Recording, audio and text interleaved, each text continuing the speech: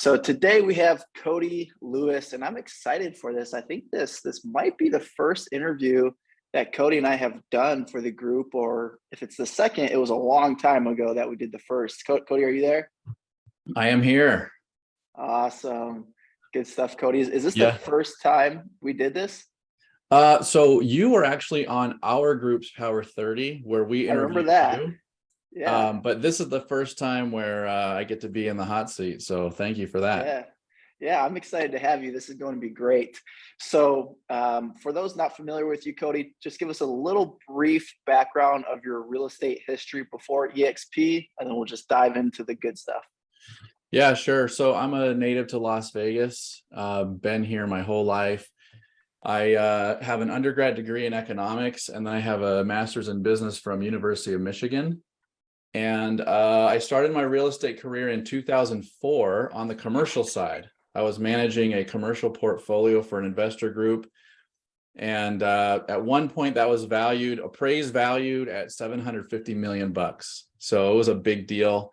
It was probably really worth 250 million, but because of all the overinflation stuff, it was showed 750 on the books, but a really good introduction to real estate. Eventually, residential business just started coming to me, and obviously I wasn't going to look away from that. It's flourished into an amazing career, and now I do about 50% commercial, 50% residential. Prior to eXp, I was at Realty One, loved it there, had a really successful team there, but there were some problems that were kind of under the surface that I wanted to solve, and the eXp model let me solve those. So long story short, that's how I got here. That's awesome. I love how Bill Price, your sponsor, explains how you were recruited to eXp. I love to hear it from your side. I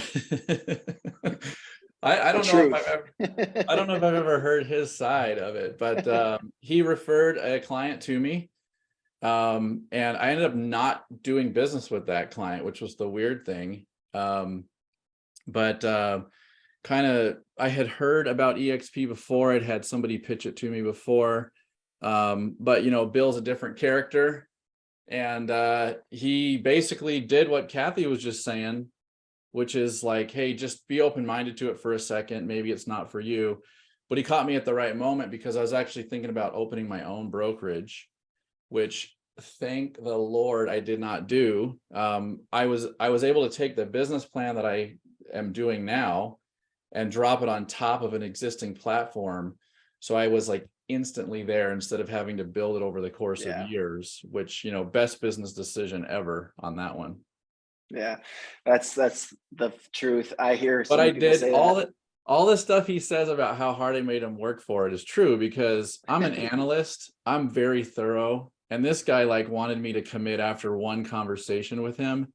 And I looked at it for weeks because I wanted to be sure. This was the scariest thing I've ever done. Getting married, having kids, not even close. Changing brokerages scared the heck out of me. And, I wanted to make sure I was doing the right thing. Yeah. Yeah. So that's that's kind of how Bill described it for sure. And that's a great lesson for attractors. I see oftentimes agents posting referrals inside of Game Changers Nation, and that's great, keep the revenue inside the company. However, I think more like Bill in terms of, if you're going to send out a referral, find a great agent in that market, and that gives you an opportunity to recruit them into eXp. And short-term thinking is, well, then we lose that revenue for eXp. Long-term thinking is we get a great guy like Cody, who's a top agent who builds an organization, and that revenue now coming to the company is way bigger than any referral fee or any deal that would have been transacted between eXp agents. So that's a great source of business. So if you're sending out 6 referrals a year, send them to non-eXp agents, but share the eXp opportunity. How big is your group now, and what year was it when you first joined eXp? So it's been 4 years ago, and we're at 150 agents. Interestingly enough, we've been there for I don't know, a year or two, and it's because I wasn't really focused on it. When I was focused on it, it was growing at a really good clip. Then it sort of plateaued. I haven't been really focused on it. Now I'm back to being focused on it, and it's starting to pick up steam again. And so there's just a few things I think you got to do to keep the ball rolling. But I will tell you that recruiting to eXp is 10 times easier than recruiting to a team. When I was a team leader, I had to work 10 times harder because I was looking for a very specific and narrow solution for an agent, and I was looking for a very specific, narrow type of agent. Now you can be brand new, or you can be a killer with tons of people on your team, and there's really a good spot for you somewhere in there, no matter where you're at, which I love. Yeah, that's a great point. I'd agree with that. Much easier to recruit to eXp. The value proposition is so high. When I'm talking to players on three-way calls or personal recruiting calls, I always like to give the example, like if I was recruiting you, Mr. Top Producer, Mr. Independent Broker Owner, to join MITA Real Estate in, small town, Lake Norman, North Carolina, you would never join my business because there's not enough opportunity for you. It wouldn't make any sense. But when I have someone like Lars or John or Shelly and Craig joining my organization at eXp, the value proposition isn't what I have to offer, it's what eXp has to offer. Like, that is not only a freeing feeling, but the sky is the limit. There really is no limit.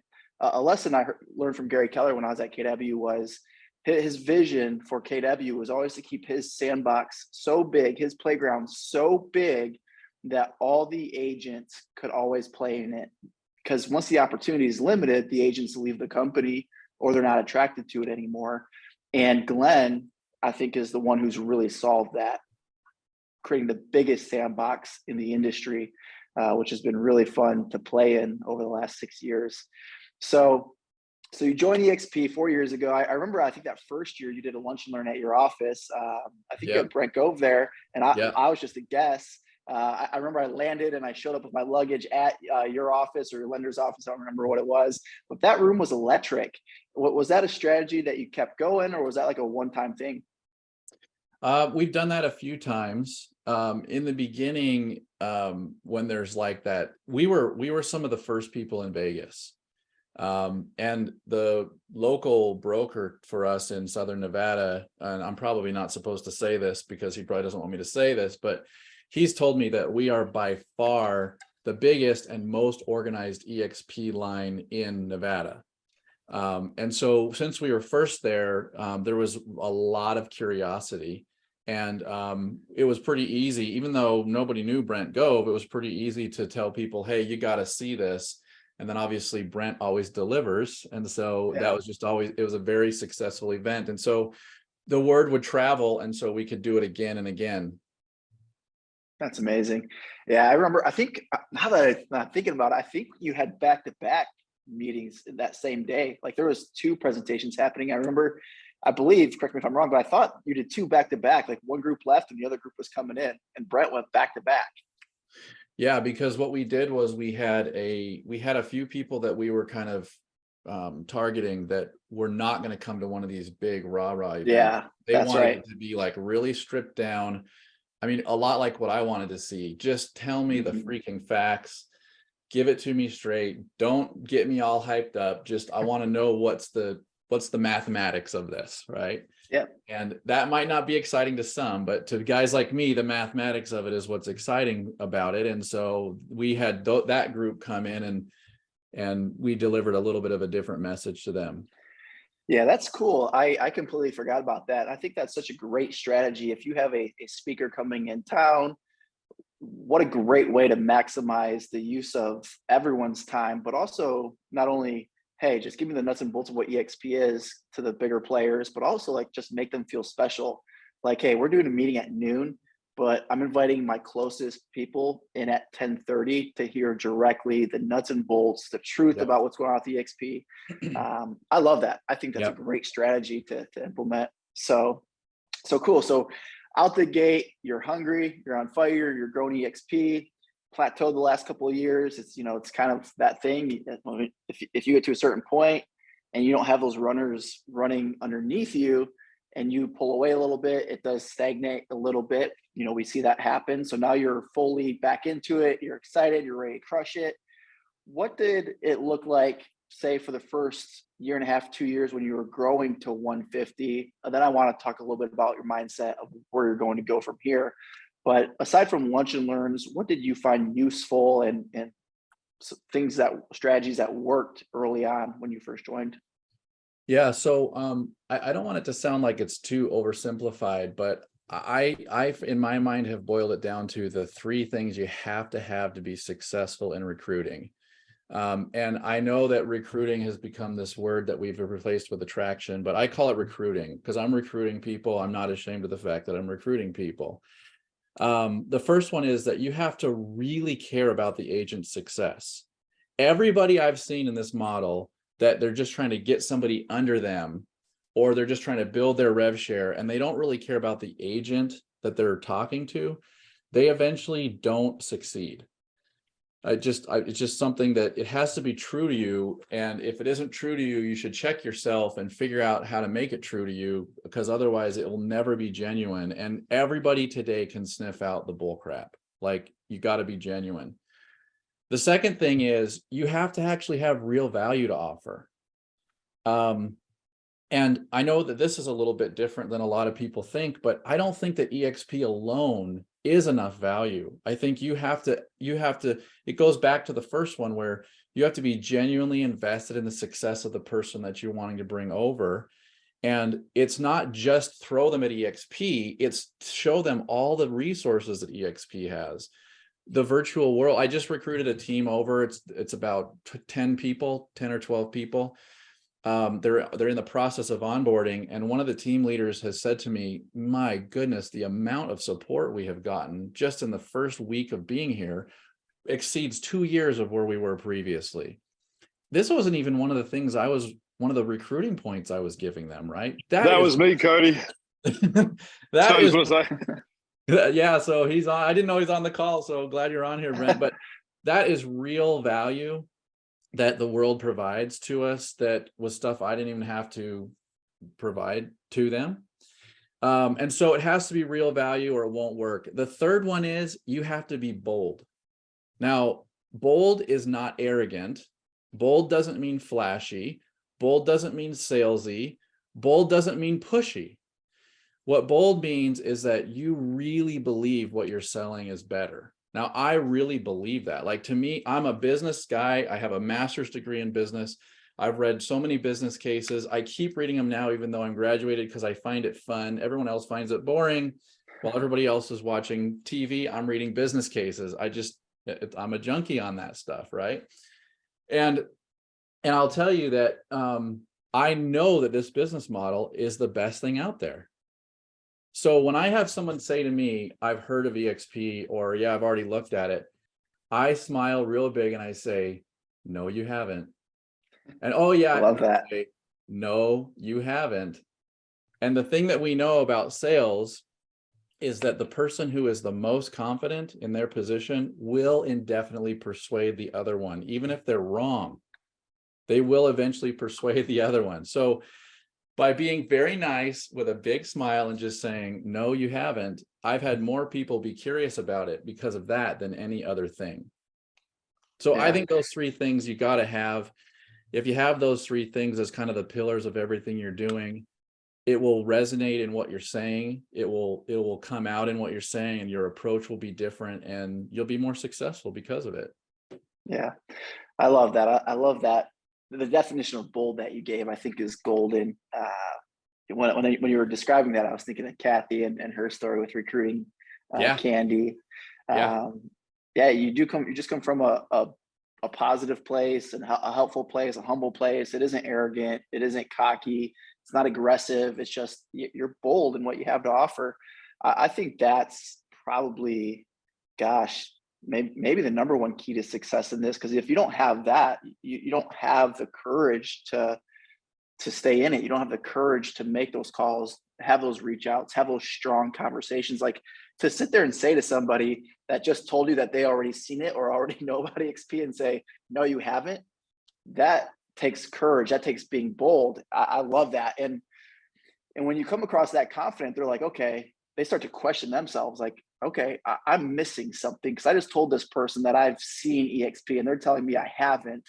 So you tell the prospect, you haven't seen it. Do you have like any lines that you would follow up with, like, well, let me show you exactly what I saw, or let me have you talk to one of my partners, or let me show you my journey with EXP. Like, where do you go with it once you say you haven't seen it? Because at this point, we're the fastest growing company in the history of real estate. We have 86,000 agents. So we're getting that a lot. That's probably the number one objection now, is just like, I've already seen it. It's like, you've seen a yard sign down the street with EXP on it. You haven't seen it. Like, that's kind of what we know as attractors, but they think they've seen it. So what do you follow up with to get them to really take a look at it with you?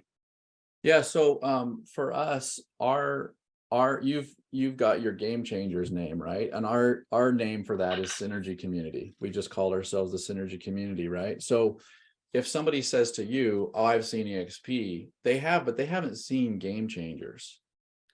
That's different. And for me, I say you have, but you haven't seen Synergy Community. That's different. That's what I meant in my second point, that you have to have real value to add to them, right? So that, to me, the Synergy Community is two things. One is, it's me fulfilling my promises, because I make promises to people that I want to be able to keep. And the beauty of that is that the way by which I fill those promises is that they help contribute. It's a community. They help contribute. But the second reason for the Synergy Community is because everybody in it, and in this case, Synergy Community is part of Impact and Game Changers, and right. So this is all a big, nice, cool network. This gives us credibility instantly, and it's something that we can say is different than everything else you've seen with EXP. And honestly, the agents who join who aren't a part of something like Synergy or Game Changers, they don't last. Those are the ones that don't last, because that second thing is totally key. There has to be real, true value there. So that's where I'll start. And then usually that will lead to me telling them my personal experience, because we all know that your story will sell, and your story might be similar to their story, and they might be interested in hearing what you have to say about it. And usually, unless you're meeting somebody totally cold turkey, usually they're talking to you because they respect you in some fashion. And so you got to figure out what it is that makes them respect you, that made them be open-minded to it, then tell them your story. And then by telling them your story, they go, maybe that's, there's something there for me too. I actually have a friend who's writing a book. He's just getting ready to launch it. He asked me to read one of his chapters today. And I wrote him back that there's this one part where he almost puts the reader on an outside of the circle situation, looking in from a distance where it's safe, because he talks about greed, and no one wants to be greedy. Well, I said what I would do if I were you as the author is I'd bring that reader into the circle and realize that we all feel those same things. So all the frustrations I ever felt as an agent, whether it was as a team leader or as an agent in a brokerage, those other agents are feeling. Now, to what extent, it's always different, but they are feeling those things. So if I said, yeah, I was the #1 producer in my branch, and the broker was a close friend of mine and is to this day, but I could never get his attention, or he wouldn't support me the right way, they have probably felt something like that some point in their real estate career. Maybe it was one of the other things that I was dissatisfied with. There are certain problems that are just inherent in this business that all agents are feeling. And if you feel like your value that you bring solves some of those problems, who's not going to listen? Yeah, that's good. That's good. This is gold. I saw when you said you have 3 things that you boiled agent attraction down to. Everyone was like getting their pens out, which is great. That's a great strategy to use, whether you're speaking in front of a crowd, or now that I'm thinking about it, like delivering a presentation about EXP, or just having a coffee with somebody. Like, I'm going to tell you the 6 pillars about EXP. Like, as soon as you hear that they're going to tell you like a certain number of things, everyone, their ears perk up. And I certainly did. I was like, ooh, what are these 3 things that Cody's going to share with us? So you can hear Cody's language is powerful and strategic, the way he's talks and presents. I'm sure that's helped.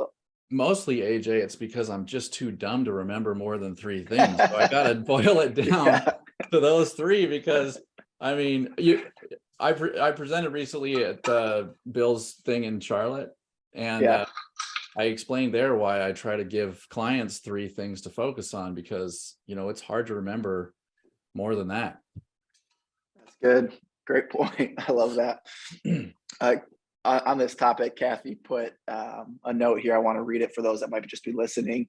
She said, I have learned to change her language from let me show you to let me help you see it for yourself. Yeah. That's good. All right. So, AJ, sorry if I've got another thing, but no, you're good. one of the things that was really a kind of where it changed for me was, if I think about this effort as trying to recruit somebody to another brokerage, that feels like I got to climb a mountain. That feels like a long process. It feels like it's a lot to do. And I see a lot of people just get stopped because this idea, I don't know how to recruit, right? Well, then I went to one of these million things that eXp does. Maybe it was Brent Gove's thing. I don't remember what it was. We were probably in the same room when I heard this, but there was a presentation done about how to invite. Now, recruit, that's hard. Invite, I mean, my gosh, if you can't invite, why are you a realtor? That's what realtors Right. do, right? So, and that was when I was first introduced to the if I would you approach. And I don't know if that gets overplayed in these interviews, but oh my gosh, for me, that Yeah. has changed everything, because it's making it so simple. And I have figured out a way. I have I have a way that I say the same thing 3 times in a really natural way that commits the person 3 times, all 3 times using if I would you. That has just been very powerful for me. And changing it from a recruiting to an inviting is, to me, much more natural, more sincere. It's more received. It's just a better way of approaching it. Yeah. Yeah, that's a great way for those struggling with making recruiting calls. I think making invitation calls will be a whole lot easier. The if I would you hear it from a lot of top attractors because it's the script. It's what works. I just did a YouTube video on this yesterday, actually, on mastering scripts. And one of the points that I was making was like everyone has a script. It's just, is yours proven to work? We all say kind of same things. It's like, how are you? Most people just say, well, I'm good. And that every time they say that, they might have, their dog just died that morning and they're just crying, and now they're, Yeah. out and about, and they're having a horrible day, but you say, I'm good. Like it's your script. Whereas if you use a proven script, and if I would you is a proven script. Andy says, can you share the verbiage around the if I would you, like if you did what are you Sure. asking them to do? Yeah. So before I do that, let me just kind of tell you what I've experienced. I know that when I heard the if I would you, I was also given percentages about committing somebody 3 times. And I'm sure those percentages are great, but I've kind of kept track of it for myself because I'm a data guy. For me, I've found that if I invite them once, I get about 25% success. If I invite them twice, the same invitation twice, I get about 2/3. So let's call it 66, 67% success. If I invite them 3 times, it's easily into the 90s, like 94%. Wow. So for me, like, it's so worth it to do that 3 times, and it's in the normal course of the conversation. So I probably don't do as much of these third-party calls as I should, but let me just tell you how I would approach that if I was going to do that. And this is how I tell other people they can do it if they want me to be the one to explain the eXp model to their potential recruit. So I would say something like, hey, I know this guy, AJ, and he is an expert or master or guru at whatever, right? He's an expert at how to make agents be successful. And he's part of this with me, and I just really have a lot of respect for him. If I could get him to give us a little bit of his time, would you join me in a conversation with him?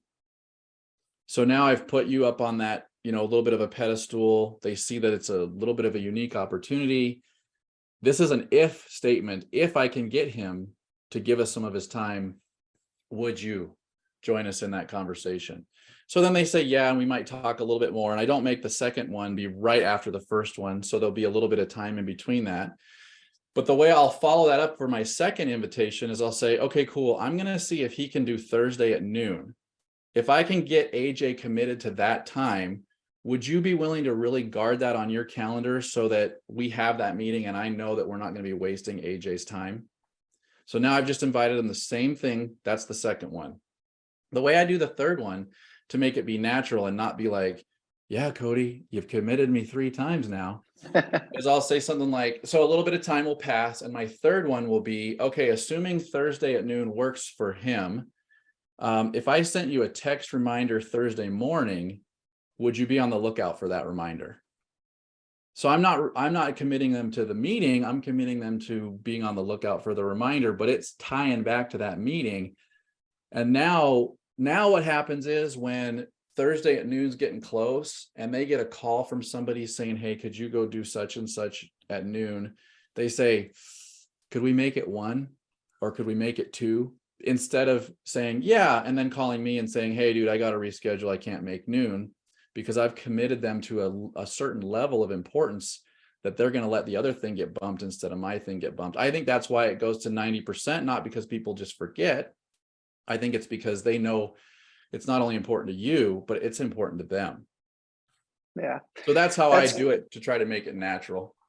That's great. And it positions you in more of a place of power, because you're coming again across bold. You're being bold with your language, bold with you're confirming, you're through all that, what you just shared, you're saying your time is valuable. The person that we're going to get on the phone, their time is valuable. We don't want to squander this time, because it's easy for that person just to say, oh yeah, sure. Because they don't want to flat out just tell you no. Most people Right. just want to say yes to the things you ask them, but they're half committed. The second and then third gets them fully committed to that call, which is amazing, because you did the hard work of prospecting that person, getting them on the phone. Maybe it's the third time you invited them to something. And if you don't double confirm, there's a good chance they're not going to show up. And that's a great strategy to implement. Yeah. And you can do that same wording if it's just going to be something you're going to show them. I'm going to meet with you on Friday at this time. I very rarely will, if somebody says, well, just tell me about it now, I almost never will. Never, because I want it to be a separate thing where their mind is completely on that. We're not bringing any part of any other part of the conversation into this conversation.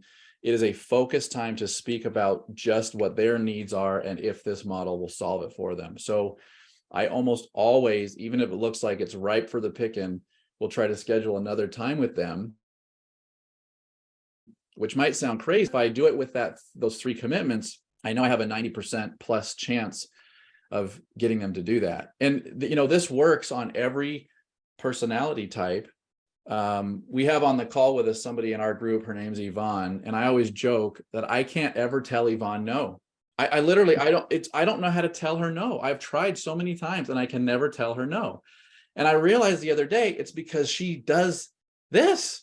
She commits you to it more than one time. And I think she's doing it to be sure that you're really going to do it. You're really in it, but it's very, very effective. Yeah. And I love you. You're great. Yeah. I saw her waving. Hello. Thanks for being on the call. That's so good. It's like, it helps the person not forget. And it also, like, you'd be a little guilty if you didn't show up after you confirmed twice. I remember an agent in Charlotte, Thomas Elrod. He had this great script when calling expireds, and he would set the appointment, and then he would basically make them. He'd be like, it wasn't, what do you say? It's like, do you promise that you'll be there tomorrow at 6:00 or whatever for the listing appointment? And they'd say, yeah, sure, I'll be there. And he's like, do you double promise? Like, it was something kind of corny like that. Yeah. Like, whereas the way you do it, it's a lot more natural and it doesn't come across corny. But the thought that I got when he shared that with me was like, that is so good, because the last thing you want to do is show up to a house and the person not be there. Well, and like, I feel like a lot of agents kind of try to go softly at this because they don't want to be abrasive. And there has been a problem within eXp over the years, which I think we're past now, I hope. But there was a problem of people throwing up on everybody else, right? Like, and they were not good at pitching it. It wasn't genuine. So there was that problem. But nowadays, I don't think a soft approach works very well, because remember, this was the scariest thing I ever did in my life. Do I want somebody saying, well, it may or may not be for you, but let's just have a quick little chit chat about that and see if I can hook you. That's not really good recruiting. For me, good recruiting is, this is a big deal. This is your livelihood. And the reason that I'm saying you should hear this is because it's a big deal.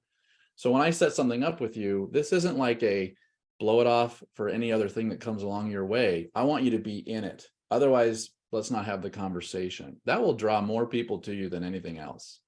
Yeah, that's so good. So when you're presenting the model, are you presenting it? Are you sharing a video? How do you handle that part of the process? So for our group, as one of the resources that I provide for our Synergy community, is I do a Zoom call every Tuesday at noon Pacific. And so anybody who wants to bring their potential on there, they can. And I've got basically something that is very systematic. I like systematic. It's very systematic. It's not flashy and salesy. It's just straight up the information that you need. And I have my story in there, why I did it, why it's working for so many other agents. I explain the model. I explain what we are as Synergy community, and then I open it up for questions. And it takes about 30 or 40 minutes for me to be done saying my stuff. Then we have usually 10 or 15 minutes of questions and people that want to dive deeper into something else that I've said. And so every Tuesday noon Pacific, we're on Zoom. It's there for people. Sometimes we'll have one other agent there. Sometimes we'll have 10. So that's what we do. And I do that presentation and could probably do it in my sleep now because I've done it so many times. That's awesome. So you're coaching your team. Hey, let's push all the prospects to Tuesday. If someone's like absolutely cannot make the Tuesday call, do you have like a plan B? Yeah. So we have a woman named Tamara in our group who's just she's a machine. She has brought in so many people. And she has a process where my presentation is just one of several steps that she does. She does send them Brent Gove's video, because Brent's approach will resonate with a different personality type than mine. Mm-hmm. And so my approach together with Brent's approach is usually pretty good, pretty well-rounded. I don't think either one of those is like better or worse than the other. It's just definitely a different approach to the same model. And then the other thing is that we always try to get people to come participate in one of our Synergy events. We are doing stuff constantly, like almost every week there's something. And so either it's a realtor toolbox or it's one of our power 30s like you were on. We need to get you back on, by the way, AJ.